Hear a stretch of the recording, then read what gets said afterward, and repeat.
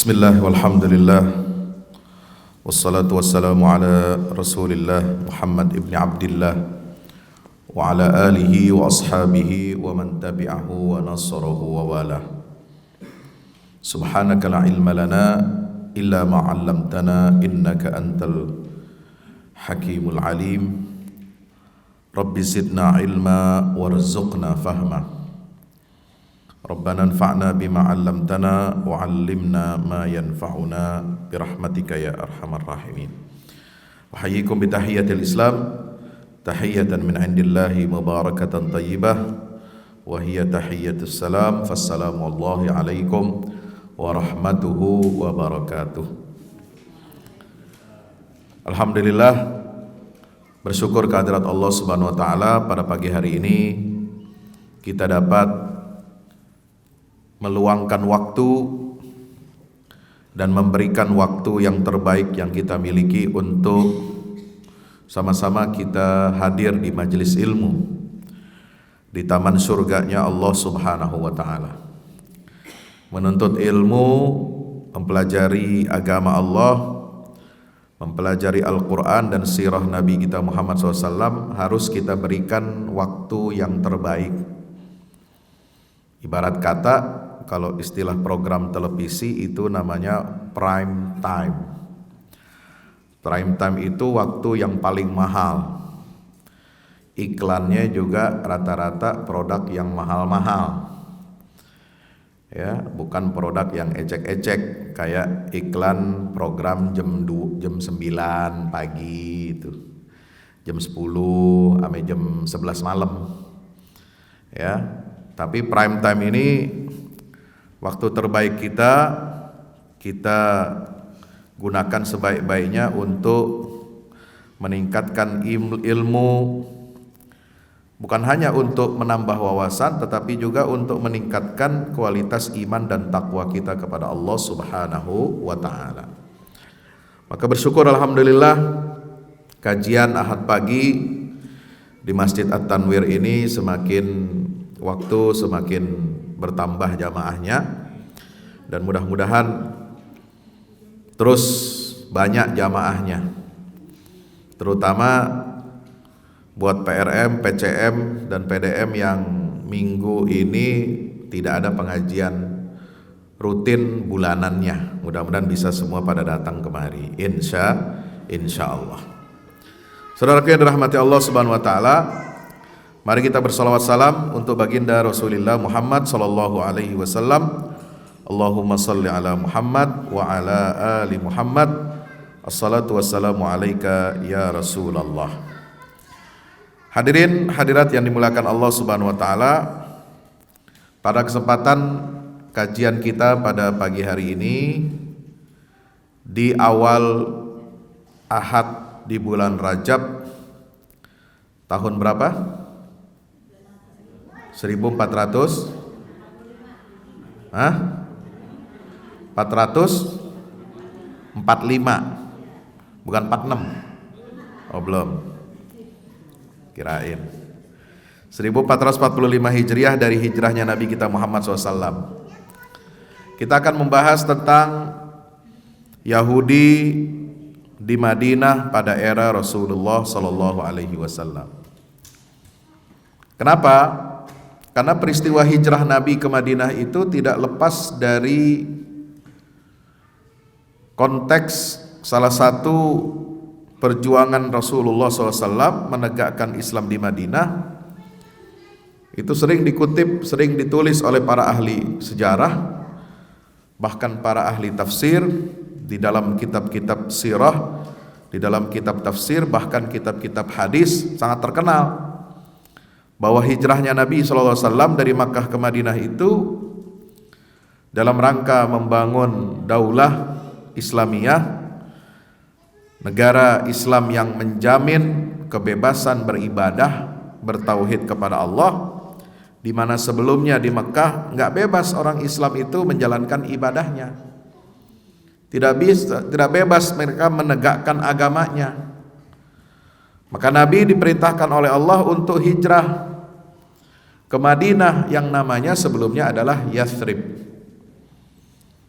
Nah, Yathrib ini atau Al-Madinah Al-Munawwarah setelah kedatangan Rasulullah, ya, qadarullah Allah perintahkan Nabi hijrah ke Madinah itu erat kaitannya dengan eksistensi Bani Israel atau bangsa Yahudi yang ada di Madinah. Kadang-kadang ada yang bertanya, Pak Ustadz, kenapa kok di Madinah atau Yathrib itu ada komunitas Yahudi, bahkan lumayan besar. Yahudi yang ada di Madinah itu lumayan besar, ada di beberapa titik. Kan bukannya Yahudi itu dulu adanya di mana? Di Baitul Maqdis. Baitul Maqdis itu di mana? Palestina. Kemudian adanya di sekitar Baitul Maqdis di negeri Syam. Kemudian pernah mereka hijrah berabad-abad lamanya di zaman Nabi Yusuf, ya. Itu ke Mesir. Karena saudaranya Nabi Yusuf, ya, 10 orang dari lain emak, ya, itu kan mengusir dalam tanda petik secara paksa atau halus supaya Yusuf ini keluar dari Baitul Maqdis. Karena mereka iri, mereka cemburu melihat Nabi Yusuf ini begitu disayang dan diistimewakan oleh ayahnya mereka, yaitu namanya Yakub, Nabi Yakub. Nabi Yakub ini gelarnya Israel. Israel itu artinya hamba pilihan Allah. Kalau bahasa Arabnya kita, bahasa kitanya Abdullah. Kalau orang Betawi bilang Cangdulo atau Bang Dulo, ya. Itu hamba pilihan Allah, itu gelar nama Israel untuk siapa? Nabi Yakub. Maka seluruh anak cucu keturunan Nabi Yakub, mulai dari Yusuf, Bunyamin sama saudara-saudaranya ke bawah, itu namanya Bani Israel. Apa namanya? Bani Israel. Kalau bapaknya Yakub, Ishak, Nabi Allah Ishak, kemudian kakeknya yaitu Nabi Ibrahim, itu bukan disebut Bani Israel. Lah Bani Israel baru adanya setelah Nabi Yakub. Jangan salah, ya. Maka bapak sama kakeknya Nabi Yakub itu tidak disebut Bani Israel. Makanya di dalam Al-Qur'an Allah mengatakan apa? Maka na Ibrahimu Yahudiyan wala Nasraniyan walakin kana hanifan muslima wa ma kana minal musyrikin. Ibrahim itu bukan orang Yahudi. Oh, Yahudinya baru datang kapan? Tidak beragama Yahudi, bukan etnis Israel, bukan pula beragama Nasrani. Tapi Nabi Ibrahim itu adalah hanifan, orang yang lurus, musliman, orang yang berserah diri kepada Allah, dan dia tidak melakukan aktivitas atau perbuatan syirik kepada Allah. Bahkan semua nabi Bani Israel itu agamanya Islam. Wa nahnu lahu muslimun. Innad dina indallahil Islam. Wa may yabtaghi ghairal islami dinan falan yuqbala minhu wa huwa fil akhirati minal khasirin. Sungguhnya agama satu-satunya di sisi Allah yang diridhoi itu hanya satu, yaitu Islam. Agamanya semua nabi dan rasul, termasuk Ibrahim, Ishak, Yakub, Yusuf, terus ke bawah sampai Nabi Musa, kemudian Daud, Sulaiman, ya, Ilyasa, kemudian Zakaria, Yahya, Isa, itu semuanya nabi yang beragama Islam sampai Nabi kita Muhammad sallallahu alaihi wasallam. Adik-adik yang di belakang tolong ya dijagain sama emaknya. Jangan pada berisik. Nah, Nabi SAW diperintahkan oleh Allah hijrah dari Mekah ke Madinah Sementara di Madinah itu ada dua suku Arab yang besar, yaitu Aus dan Khazraj. Selain suku-suku Bani Israel atau Yahudi yang ada di Madinah, mereka punya 3 suku besar. Yang pertama adalah Bani Qainuqa, yang kedua Bani Nadir, yang ketiga Bani Quraizzah. Pertanyaannya, kok bisa ada orang Yahudi di Arab sih? Kan Arab sama Yahudi walaupun sama-sama keturunan Nabi Ibrahim, maka disebutkan dengan rumpun bangsa Semitik. Sekarang kan ada istilah politik ya, politis, bahwa anti Yahudi berarti anti Semitik, anti Israel, anti Semitik. Padahal Semitik itu termasuk bangsa Arab. Ya, nggak mungkin bangsa Arab, orang-orang Arab, orang-orang Islam yang berbangsa Arab kemudian dia anti terhadap bangsanya sendiri. Yang benar adalah anti penjajahan. Gitu. Karena Israel ini bangsa penjajah sekarang di era modern. Ya. Ternyata walhasil ada, setelah kita telusuri riwayat dari kitab-kitab sirah dan tarikh, menyatakan bahwa salah satu penyebab kenapa banyak komunitas Yahudi di masa Rasulullah hidup, bahkan sebelumnya itu mereka sudah ada banyak berkumpul di Madinah, Yathrib. Ternyata mereka memang sengaja datang ke tempat itu, gurun yang tandus, yang panas. Ya. Mereka kan biasanya hidupnya di mana? Daerah yang subur. Karena Yahudi ini selalu kalau pilih tempat untuk tinggal itu pengennya yang enak-enak, yang subur-subur. Ya. Palestina subur, Mesir, delta Sungai Nil itu semua subur. Kemudian mereka pergi ke Irak, subur, lembah Sungai Efrat dan Tigris. Kemudian kok datang ke Madinah? Ada apa gerangan? Nah, menurut ahli sirah dan tarikh, kurang lebih ada 2 penyebab yang menyebabkan mereka itu bermigrasi dari berbagai daerah. Ya, di peradaban dunia yang utama pada waktu itu, apakah di Irak, apakah di Mesir, apakah di Palestina. Kemudian sebagian besar mereka berhijrah, bermigrasi menjadi komunitas, membentuk komunitas Yahudi ada di Yathrib. Itu disebutkan di dalam kitab Gharibul Hadis karangan Abu Ubaid Al-Qasim Ibnu Salam. Ya.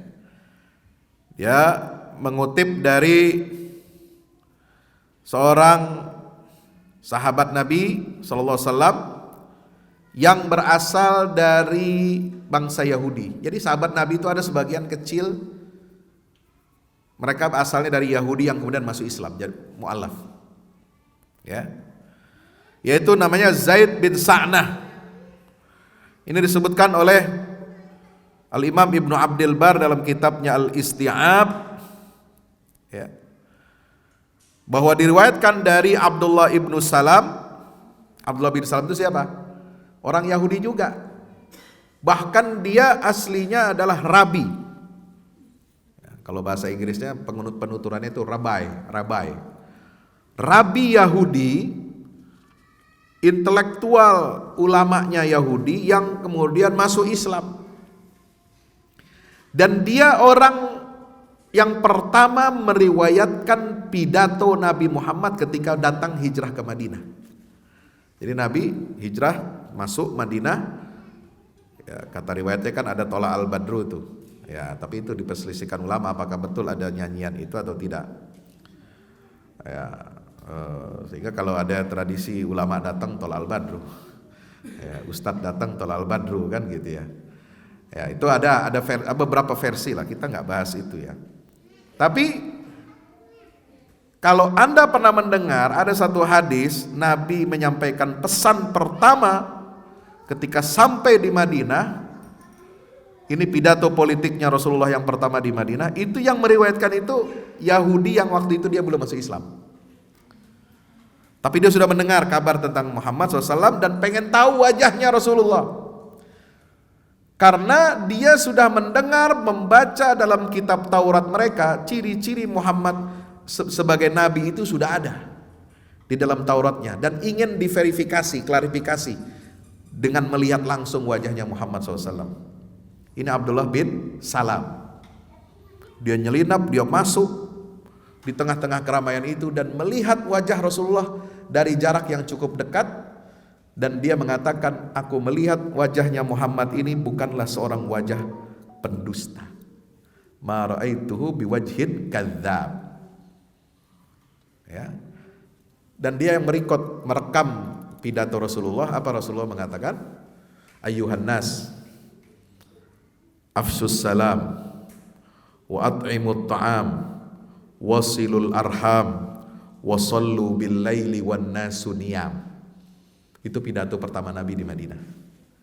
Ya, Nabi belum masuk, belum kemas-kemas, belum mandi, belum masuk rumah, ya kan waktu itu kan diperbutin tuh. Masuk rumah mana nih? Akhirnya dipilih rumahnya Abu Ayyub Al-Ansari. Abu Ayyub Al-Ansari ini yang meriwayatkan Nabi hadis tentang keutamaan berjihad ke Konstantinopel. Maka dia di penghujung hayatnya umur 96 tahun itu masih ikut jihad dalam perang di bawah pimpinan Yazid bin Muawiyah ke Konstantinopel, membawa armada pasukan laut pertama dalam Islam. Dan dia berharap mati, ya, syahid. Kalau saya mati di perang ini, saya minta dikuburkan dekat wilayah tanah yang paling dekat dengan benteng Konstantinopel. Nah, kalau ibu-ibu bapak-bapak pergi jalan-jalan ke Istanbul, udah jalan sono. Woi, jangan jalan ke Rawamangun doang. Ada apaan Rawamangun? Ya, Tanah Abang belanja mulu mama. Ya, sekali-kali belanja ke Istanbul, kumpulin duit, ya, buat sejarah, buat tahu situs-situs sejarah. Maka dia dikuburkan di situ, di dekat benteng Konstantinopel, itu sekarang wilayah bagian dari Istanbul. Ya. Itu pidato Rasulullah itu yang pertama. Wahai manusia, sebarkanlah salam, perdamaian, tapi dengan apa? Ucapan assalamu alaikum di antara kalian. Kemudian kasih makan kepada fakir miskin, ya, at'imut ta'am. Kemudian jangan lupa silaturahim, jalin silaturahim. Kemudian yang keempat, sholatlah kamu di malam hari ketika orang sedang tidur. Nah, ini paling berat. Ya. Nah, ini 4 pesan Nabi di Madinah itu. Yang pertama meriwayatkan adalah seorang rabi Yahudi yang kemudian masuk Islam, Abdullah bin Salam. Apa Abdullah bin Salam meriwayatkan dari Zaid bin Sa'yah. Ada yang mengatakan juga dengan nun, Zaid bin Sa'nah. Ada 2 versi namanya ini. Ya. Kata Abdullah bin Salam, qala Zaid ibn Sa'yah, ma min alamatin nubuwati syai'un illa wa qad araftuhu fi wajhi Muhammad sallallahu alaihi wasallam wa syarrafa wa karram. Tidaklah satu pun di antara tanda-tanda kenabian yang ada pada diri Muhammad kecuali telah aku kenali dia. Ya, kenali di mana? Pada wajahnya Nabi Muhammad sallallahu alaihi wasallam. Ya. Nah, dalam riwayat yang lain, Abu Ubaid Al-Qasim bin Salam dalam kitab Gharibul Hadis menyatakan bahwasanya Bani Israel dulu mendapati bahwa Muhammad itu telah diberikan ciri-ciri dan tanda-tandanya, mereka sudah kenal.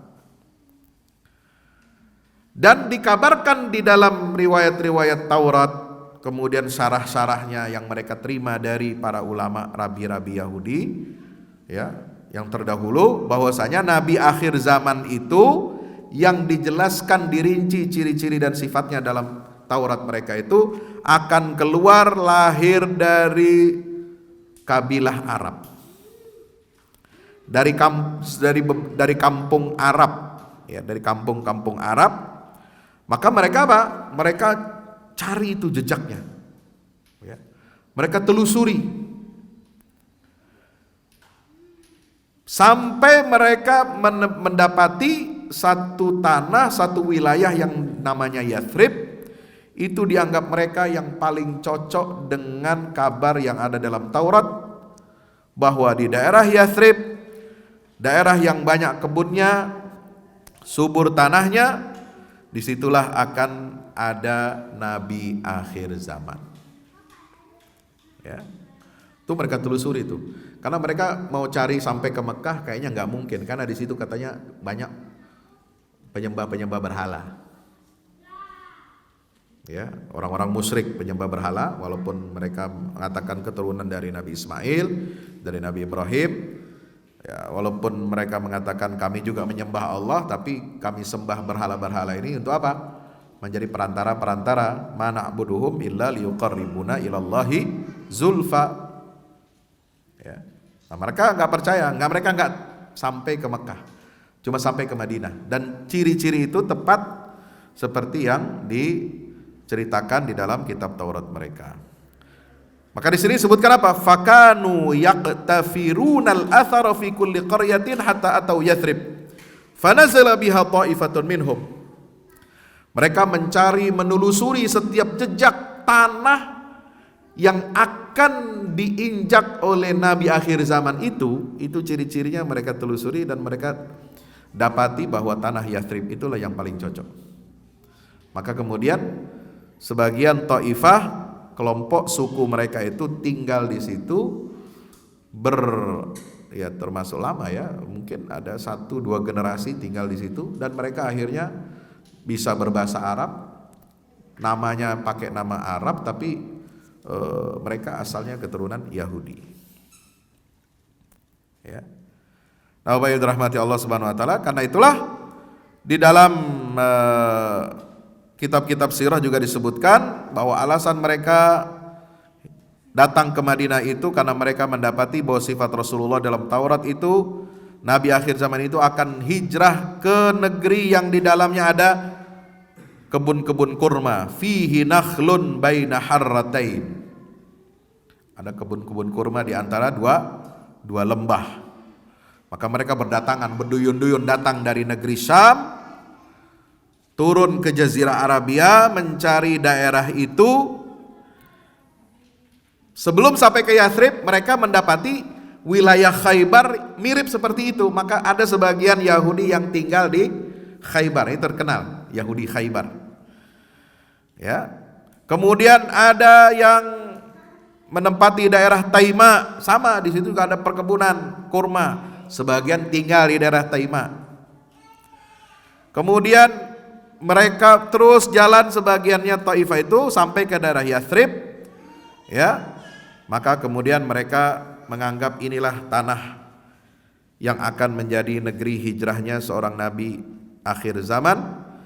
Disitulah Banu Nadir, ya, Banu Qainuqa dan Banu Quraizah, mereka akhirnya tinggal di sana selama beberapa masa sampai datangnya Nabi kita Muhammad sallallahu alaihi wasallam. Itu ceritanya begitu. Jadi kisahnya begitu. Nah, Bapak Ibu rahmati Allah, apa yang terjadi kemudian itu semua diungkapkan oleh Allah dalam Al-Qur'an. Ya, persis seperti digambarkan dalam surat Al-Baqarah, ya. Bahwasanya ahli kitab itu alladzina atainahumul kitaba ya'rifunahu kama ya'rifuna abna'ahum. Orang-orang yang telah kami berikan Alkitab, kata Allah, ya, itu mengenal ciri dan sosok Nabi Muhammad seperti halnya mereka mengenali putra-putra mereka. Ya. Karena saking apa? Terang benderangnya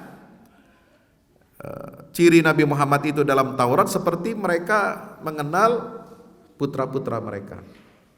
Alladzina atainahumul kitab ya'rifunahu kama ya'rifuna abna'ahum. Ya. Itu seperti yang diungkapkan Allah di dalam Al-Qur'anul Karim. Bahkan orang Yahudi lebih percaya ya kepada ciri Nabi Muhammad yang mereka kenal itu ketimbang anak mereka sendiri. Kenapa? Karena kalau anak mereka sendiri belum tentu itu benar hasil ya, hubungan biologis dengan istrinya. Ya, bisa jadi hubungan biologis dengan istrinya nyasar ke tempat lain. Ya, bisa jadi bininya serong, ya, bisa jadi bagaimana kan begitu ya. Maka mereka nggak percaya dengan nasab dari biologisnya sendiri. Makanya ada teman saya yang mengkaitkan ayat ini dengan apa?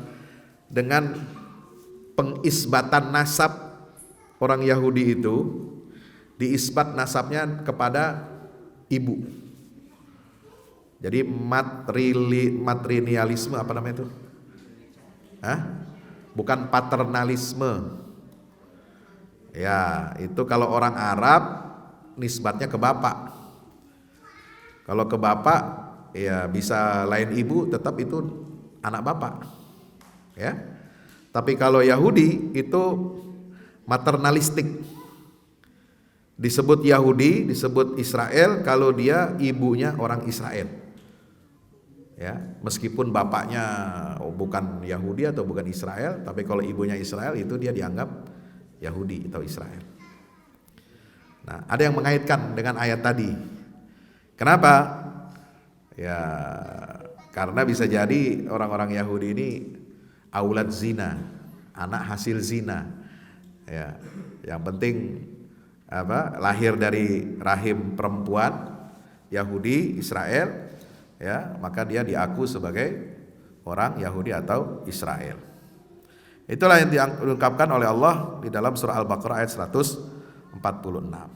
Nah, itu yang pertama yang ingin saya sampaikan. Yang kedua, hadirin rahmati Allah Subhanahu wa taala, ternyata sebelum ya, perang Khandaq atau perang Ahzab itu terjadi, memang sudah ada beberapa peristiwa-peristiwa yang menyebabkan konflik, dan konflik itu sangat besar eskalasinya antara umat Islam, antara Rasulullah sebagai kepala negara Islam ya dengan orang-orang Yahudi. Ya. Kenapa? Karena dari awal kan Nabi hijrah itu sudah membuat perjanjian, fakta politik pertama dalam sejarah. Ya, fakta politik, fakta integritas antara Rasulullah sebagai kepala negara Madinah dengan umat-umat agama lain, umat-umat yang berbeda agama. Nah, itu disatukan dalam sebuah negara Madinah, ya, yang bineka tunggal ika, tetapi kemudian fakta politik itu kemudian dikhianati oleh orang-orang Yahudi yang ada di Madinah. Ya. Nah, itu mulai dari perang Uhud ya, sampai terjadinya perang Uhud kan perang tahun berapa? Ketiga Hijriah ya. Perang Badar tahun kedua, perang Uhud tahun 3, perang Ahzab itu tahun kelima. Nah, antara perang Uhud dengan perang Ahzab, antara tahun ketiga dan tahun kelima Hijriah, inilah mulai terjadi gesekan-gesekan dan konflik-konflik di mana Yahudi yang ada di Madinah mulai menampakkan sifat aslinya. Awalnya mereka kecewa, ternyata yang jadi nabi akhir zaman ini bukan dari kalangan Yahudi. Ya, mereka berharapnya sih dari kalangan Yahudi yang lahir di Arab gitu. Ya, Yahudi Arabia, bukan istilah baru yang disebut sama satu orang itu, bukan. Ya, ini dia pengen ada, mereka ingin mencocokkan dengan kitab Tauratnya informasi itu, kemudian dia bangsa Yahudi ini hijrah ke situ supaya di kalangan mereka ini lahirlah Nabi akhir zaman sebagai penyelamat Yahudi, menjadi Mesias, ya, menghadapi musuh-musuh Yahudi. Ya. Tadinya mereka berharap lahir Nabi akhir zaman dari suku mereka, di tengah-tengah mereka, walaupun mereka adanya di negeri Arab gitu. Itu saking itu gigihnya Yahudi itu, Bu. Ya. Jadi mereka punya sebuah keyakinan, punya ideologi bahwa nabinya ternyata lahirnya di negeri Arab, ya, di daerah yang begini-begini subur, sampai mereka bela-belain migrasi hijrah coba dari negara lain. Bersusah payah mereka tinggal di situ berlama-lama, berabad-abad, tapi ternyata, ya, lahirnya bukan di Madinah, lahirnya di Mekah. Kebobolan nih. Ya, intelijennya bobol. Ya, emang bego nih Yahudi satu ini, ya. Bobol ya. Ente mau ngelawan intelijennya Allah, nggak bisa dong. Allah nggak bisa diintervensi. Allah mau menghendaki lahirnya Nabi akhir zaman itu dari keturunan Ismail yang ada di Mekah, ya. Maka mereka berupaya keras untuk membunuh Nabi Muhammad SAW itu. Nah, sampai ke Madinah mereka udah kecolongan, mereka berupaya mendekati Rasulullah. Supaya apa? Supaya memihak kepada Yahudi, supaya mendukung agama Yahudi yang mereka yakini. Ternyata tidak. Allah mengarahkan, menurunkan ayat-ayat Al-Quran bukan untuk memihak supaya Islam yang dibawa Muhammad ini mendukung dan membenarkan agama Yahudi. Ternyata setiap kali ayat yang turun di Madinah setelah Nabi hijrah, terutama surah Al-Baqarah, surah Ali Imran, ya, surah Al-Maidah, surat Al-A'raf, itu banyak mengumbar dan membongkar kesalahan dan kekeliruan akidah Yahudi. Oh, apa enggak marah tuh Yahudi, ya. Ini Yahudi udah senewan, udah pada gila, ya. Kenapa? Karena kecewa Nabi akhir zamannya bukan dari kalangan mereka. Turun lagi ayat-ayat Al-Quran yang, ya, membantai akidah Yahudi, kira-kira begitu. Dibuka, dikorek semua kekeliruannya. Mulai dari apa? Lihat surat Al-Baqarah dari ayat 40 sampai 120 berapa? 123. Oh, itu perangai Yahudi semua dibongkar. Habis bercerita tentang kisah Nabi Adam, khalifah pertama di atas muka bumi ini yang bisa sukses dan gagal. Allah menyebutkan kegagalan Yahudi Bani Israel, mereka gagal mengemban misi risalah dari Allah Subhanahu wa taala. Kemudian setelah itu 124 sampai berapa? 130 berapa itu?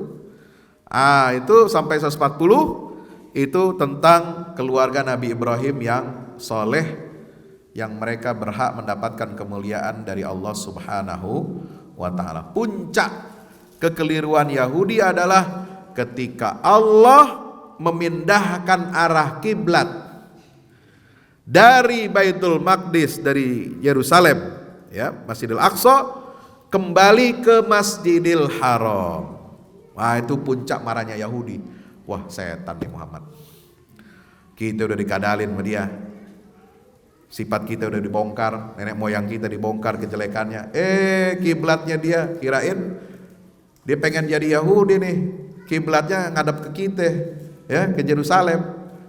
Dibalikin juga kiblatnya sama dia.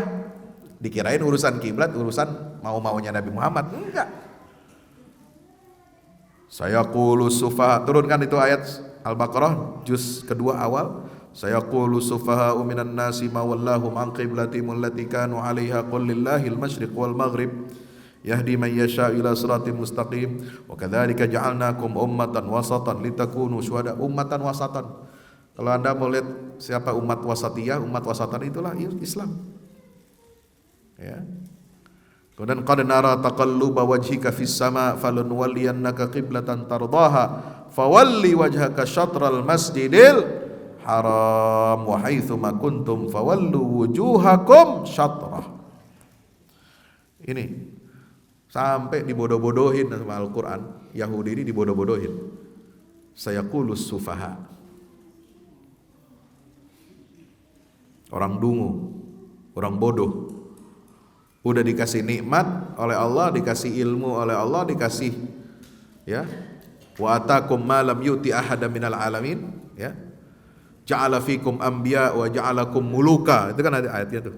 Wa atakum ma lam yuti ahada minal alamin. Allah jadikan di antara kalian nabi-nabi. Allah jadikan di antara kalian muluk, raja-raja.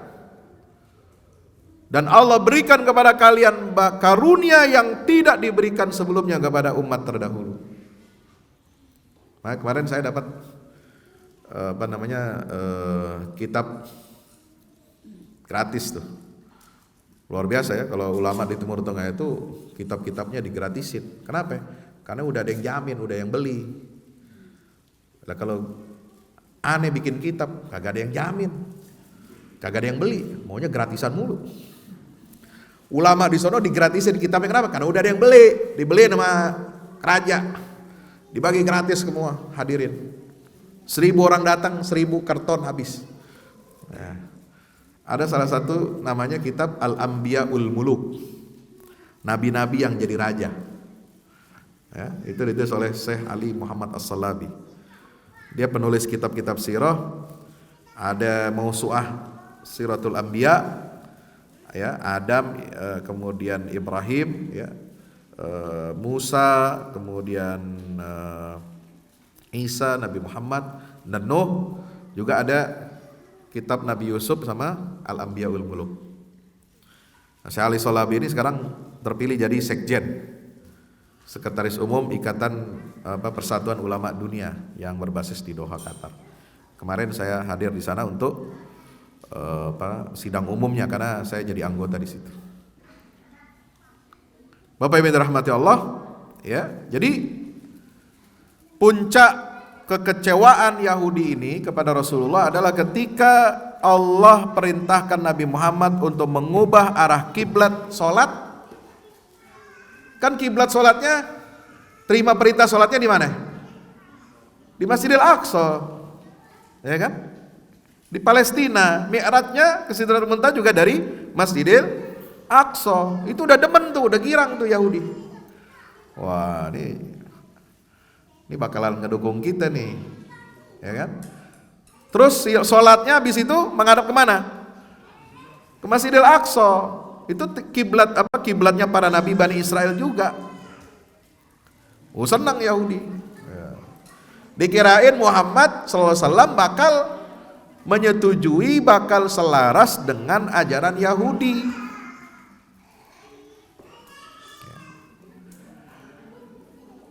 2 tahun Nabi di Mekah sholat menghadap Masjidil Aqsa sebelum hijrah.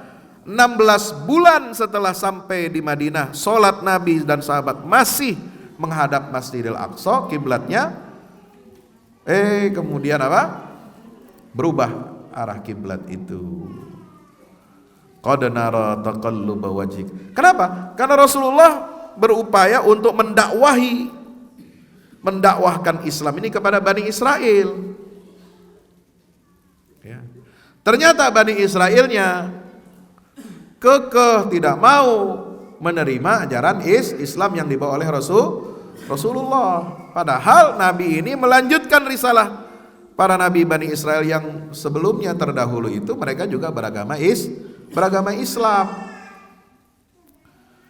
Maka dibongkarlah kerusakan akidah Yahudi itu dalam surah Al-Baqarah, surah Ali Imran, surah Al-Maidah, surah Al-A'raf ini dan terus kisah-kisah mereka dengan Nabi Yusuf, Nabi Musa, ya, dibongkar, dikuliti bagaimana penyimpangan Bani Israel yang kufur terhadap nikmat Allah Subhanahu wa ta'ala. Maka itulah terjadi pengkhianatan terhadap Nabi Shallallahu Alaihi Wasallam di Madinah. Ya. Nah, ini Bani Nadir yang pertama nih. Bani Nadir, kemudian ada Bani Qainuqa, Bani Quraisyah. Itu Jadi sejarah konflik ini terjadi bertahun-tahun bertahap ya. Mulai dari tahun berapa tadi disebut? 624 ya, itu Bani Qainuqa awalnya. Kemudian Bani Nadir ada konflik tahun 625, baru Bani Quraiza setelah perang Ahzab itu kemudian dieksekusi oleh baginda Rasulullah Muhammad sallallahu alaihi wasallam. Ya. Nah, kalau kita lihat dalam kitab Sirah Nabawiyah ini di pembahasan tentang Yahudi Bani Nadir ya, itu dikupas cukup panjang. Ya, apa yang menyebabkan Bani Nadir ini dievakuasi ya, diusir dari Madinah, itu karena ada pembunuhan terhadap Ka'ab al-Ashraf ya. Jadi perang Bani Nadir terjadi setelah perang Uhud ya, di mana penyebab terjadinya perang Bani Nadir ini atau pengevakuasian Yahudi Bani Nadir, apa penyebabnya? Yaitu mereka Bani Nadir ini membatalkan perjanjian yang telah disepakati.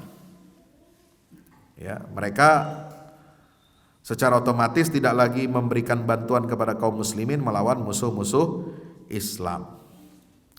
Jadi mereka udah enggak ya memberikan bantuan lagi kepada kaum muslimin dengan batalnya perjanjian itu. Bahkan bukan hanya membatalkan perjanjian itu, mereka juga mengungkapkan rahasia titik-titik kelemahan kota Madinah kepada para musuh Islam.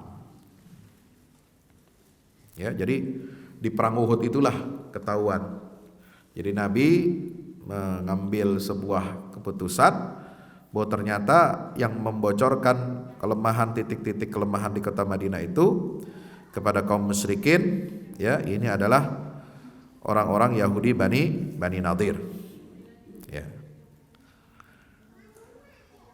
Ditulis oleh penulis kitab Al-Maghazi bahwa Yahudi Bani Nadir telah membocorkan rahasia dan mendorong orang-orang Quraisy untuk memerangi Rasulullah sallallahu alaihi wasallam. Ya, yang kedua, ada upaya percobaan pembunuhan yang dilakukan oleh Bani Nadir kepada Rasulullah. Ya. Ketika Nabi bersama beberapa orang sahabat lewat jalan Quba ke negeri Bani Nadir, meminta bantuan mereka membayar tebusan atas pembunuhan 2 orang Bani Amir. Ya. Kemudian pada saat itu mereka disambut oleh Bani Nadir, mereka menyambut Rasulullah SAW dengan sambutan yang baik. Kemudian mereka berupaya melakukan tipu daya kepada Rasulullah. Ya. Apa tipu dayanya? Ya, pada waktu mau mengambil minta bantuan bayarin fidyah itu, Rasulullah bertamu kepada Bani Nadir dan mereka melakukan makar. Mereka menimpakan batu besar kepada Rasulullah dari atas dinding di dekat Rasulullah berada. Tapi Nabi diberitahu, ya, dibocorin rahasia Bani Nadir yang ingin berbuat jahat itu oleh Allah. Ya, kemudian tidak jadi Rasulullah kemudian bangkit, tidak jadi duduk di tempat itu dan beliau segera keluar, ya, bergerak cepat ke Madinah. Jadi ada konspirasi yang dilakukan oleh Yahudi Bani Nadir. Ya. Itulah mengapa kemudian Allah Subhanahu wa taala menurunkan ayat surah Al-Maidah ayat 11 ya, di mana Allah taala menyampaikan menyelamatkan nabinya dari tipu muslihat Yahudi Bani Nadir. Ya ayyuhalladzina amanu dzkuru ini ada ayatnya di surat Al-Maidah itu ayat 11 ya. Hai orang-orang yang beriman, ingatlah kamu akan nikmat Allah yang diberikannya kepadamu pada waktu suatu kaum bermaksud hendak menggerakkan tangannya. Idh hamma qaumun ayyabsutu ilaikum aydiyahum fakaffallahu aydiyahum ankum. Ya. Wattaqullah. Ya, wa 'alallahi falyatawakkalul mu'minun. Jadi itulah nikmat Allah kepada Nabi Muhammad dan umat Islam ketika mereka hendak menggerakkan tangan mereka untuk berbuat jahat, ya, menimpakan batu besar kepada Rasulullah, ingin membunuh Rasulullah SAW, tapi kemudian Allah selamatkan, Allah hindarkan Nabi dari kejahatan dan makar Bani Nadir. Ya. Nah itu, maka itulah Nabi kemudian melakukan apa? Pengepungan, ya, kemudian mengevakuasi Bani Nadir. Nah, jadi di dalam Al-Quran ini banyak ayat yang menyatakan, menceritakan tentang pengepungan tersebut, terutama di dalam surah Al-Hasyr. Bapak Ibu silakan buka surat Al-Hasyr ya. Mulai dari ayat pertama sampai akhir itu bicara tentang apa? Pengepungan, tentang evakuasi, itu di juz 28. Wa anzalal ladzina zaharuhum min ahlil kitabi min sayasihim wa qadhafa fi qulubihimur ra'b fariqan taqtuluna wa ta'siruna fariqa.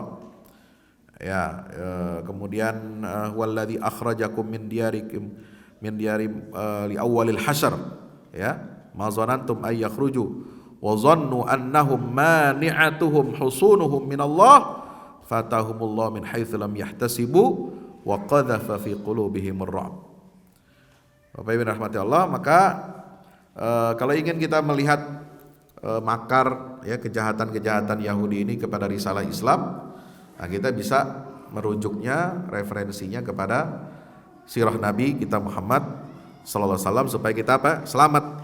Ya, supaya kita selamat dunia akhirat, kita tidak diperdaya dan tidak ditipu oleh, ya, Yahudi laknatullah.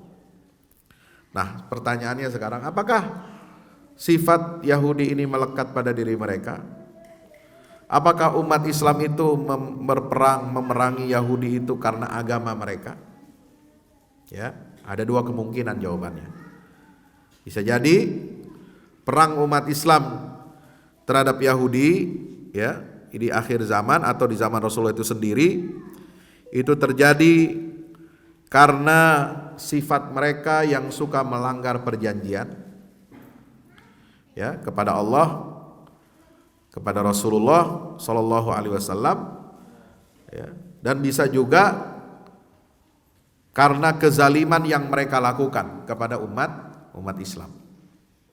Nah, itu yang sering diungkapkan oleh seorang syekh ulama dari Palestina, Ahmad Yasin, yang mengatakan apa? Kami berperang dengan Israel itu bukan karena agama, bukan kami memerangi agama mereka, bukan karena mereka beragama Yahudi.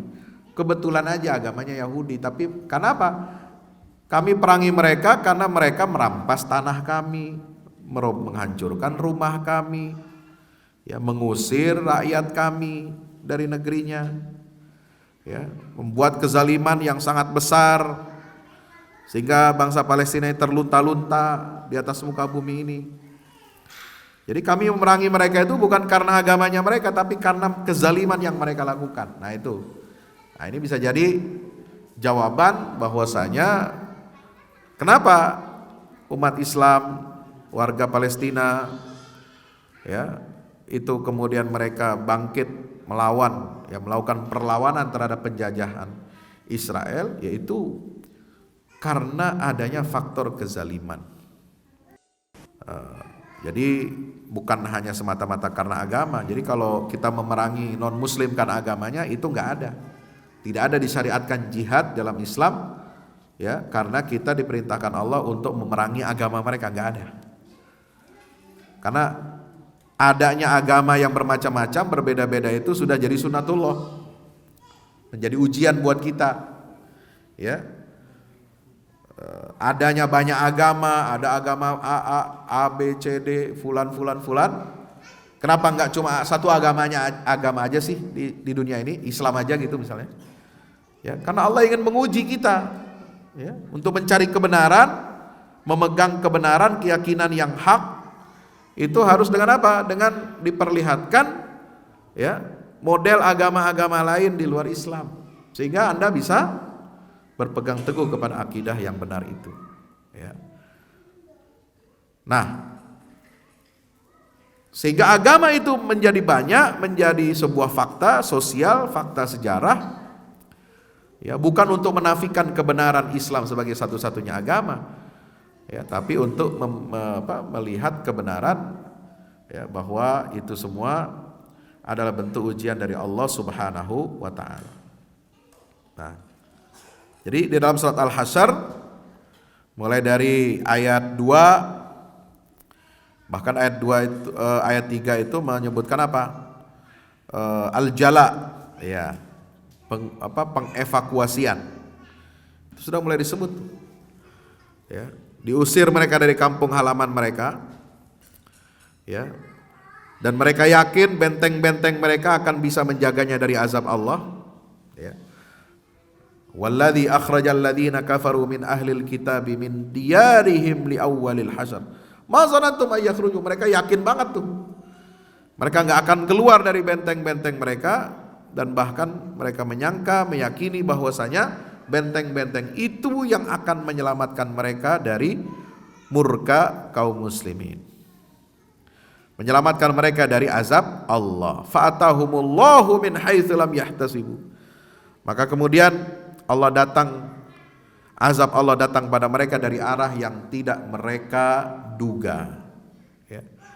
Dan Allah menanamkan dalam hati mereka ar-ru'ab. Menanamkan apa? Rasa takut di dalam hati. Yukhribuna buyutahum biaidihim. Mereka menghancurkan rumah-rumahnya dengan tangan mereka sendiri, wa aidil mu'minin, dan dengan tangan orang-orang mukmin. Ya. Sama dengan ada orang Islam yang bertanya begini, kenapa kita perlu berjihad? Ya. Kenapa enggak tunggu azab Allah aja? Hah? Ya kan? Kan ada yang bilang, ya tunggu azab Allah aja lah buat Israel gitu ya. Orang Palestina hijrah aja, keluar, kosongin Palestina, ya kosongin dasmu gitu ya. Nah itu baru cocok itu kata dasmu itu buat yang begitu-begitu, bukan debat politik, ya. Kosongin Palestina. Ntar kalau semua udah dikuasai sama Israel, semuanya orang Israel, ntar tinggal kita minta Allah turunkan azab buat mereka. Kira-kira cara berpikir begini cocok nggak dengan logika Al-Quran? Nggak bisa, nggak matching. Kenapa? Karena meminta azab, Allah turunkan azab itu hanya cocok untuk orang-orang lemah, untuk umat terdahulu yang tidak diberikan tamkin, kekuasaan di muka bumi. Ya, umat Nabi Nuh itu cocok, doanya begitu. Rabbila tadar 'alal ardi minal kafirina dayyara innaka intadarhum yudhillu ibadak. Karena enggak ada tamkin. Umatnya Nabi Soleh, Nabi Soleh berdoanya apa supaya dihancurkan kaum apa? Kaum Ad, kaum Samud, kaum Madian, Syuaib, kaum Nabi Lut, Sodom. Ya minta azab aja sama Allah. Kenapa? Karena mereka enggak punya kekuasaan. Nah kalau umat Nabi Muhammad itu umat yang sudah diberikan tamkin oleh Allah. Maka seruannya dalam Al-Quran apa? Qatiluhum yu'adzibhumullahu biaidikum. Perangilah mereka yang memerangi kalian. Dengan cara itu Allah mengazab mereka dengan tangan kalian. Paham gak ayatnya ini? Woi. Jadi azab Allah itu diberikan dengan usaha kita. Kalau kita berhasil membunuh dan memerangi mereka dengan tangan kita, nah itulah azab Allah itu. Ya. Bukan azab Allah minta tangan kosong. Lu mau pakai jurus tangan kosong, nggak pakai usaha, Allah aja turunin azab, bego lu namanya. Kagak ngerti Quran. Ya. Quran nggak bilang begitu. Maka di dalam sini ayatnya apa? Yukhribuna buyutahum biaidihim wa aidil mu'minin. Mereka pada akhirnya akan menghancurkan rumah-rumah mereka dengan tangan mereka dan tangannya orang beriman. Ini logika Quran itu begitu, ya. Ya. Zamannya Abdul Muthalib beda dong dengan zaman Nabi Muhammad. Abdul Muthalib pegang kunci Ka'bah, datang Abrohah mau ngancurin Ka'bah. Apa dia bilang? Biarin aja, ini kan Ka'bah udah ada yang punya Tuhan yang jaga. Inna lihadzal bait rabban yahmihi. Makanya saya ngurusin kambing aja dah, ngurusin harta benda biar apa? Biar selamat gitu.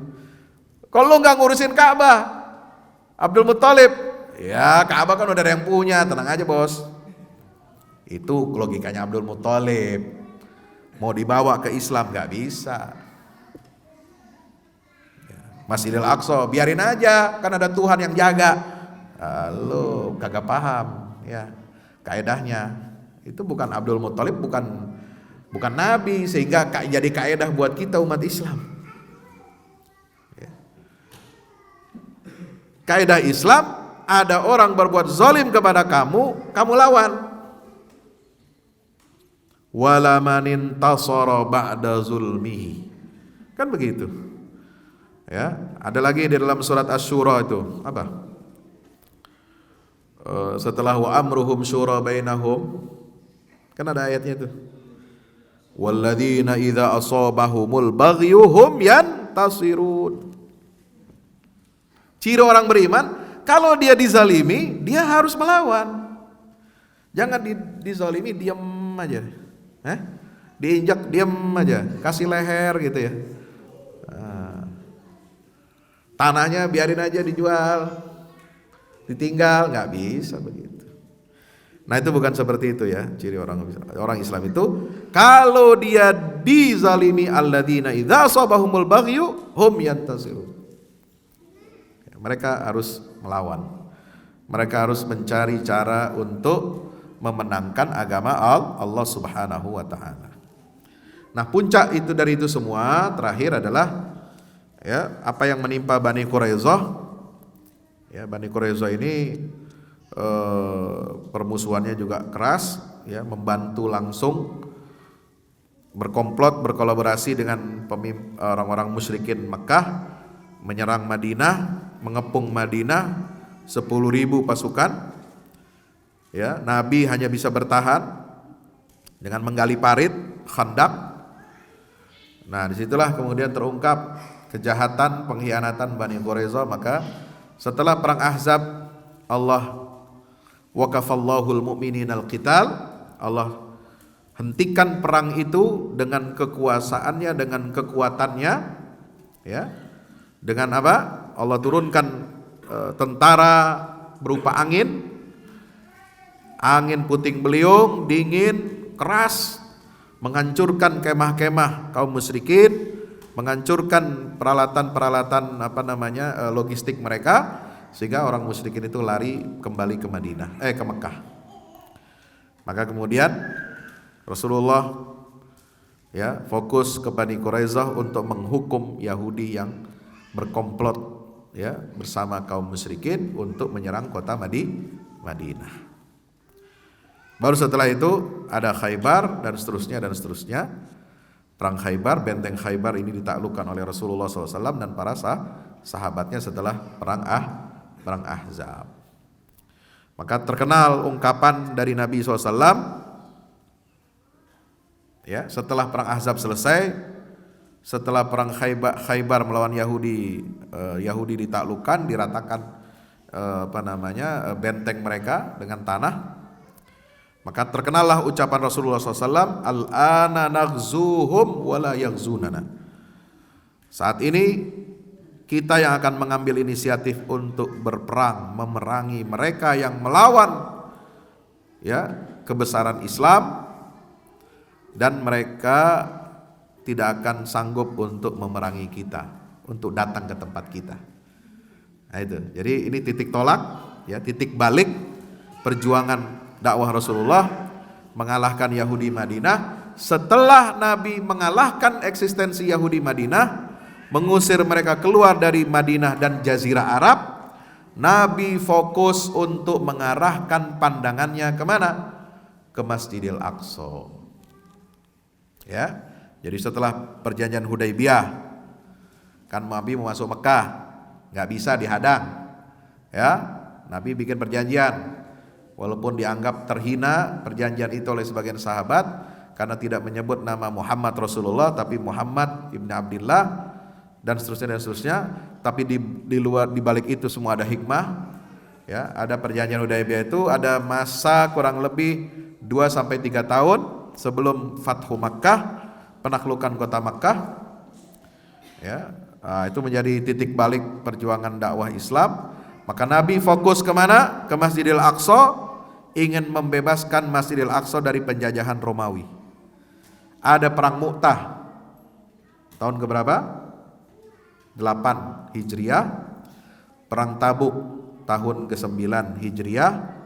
Kemudian pada tahun Nabi wafat, tahun ke-10, Nabi mengirimkan pasukan Usamah bin Zaid ke negeri Syam.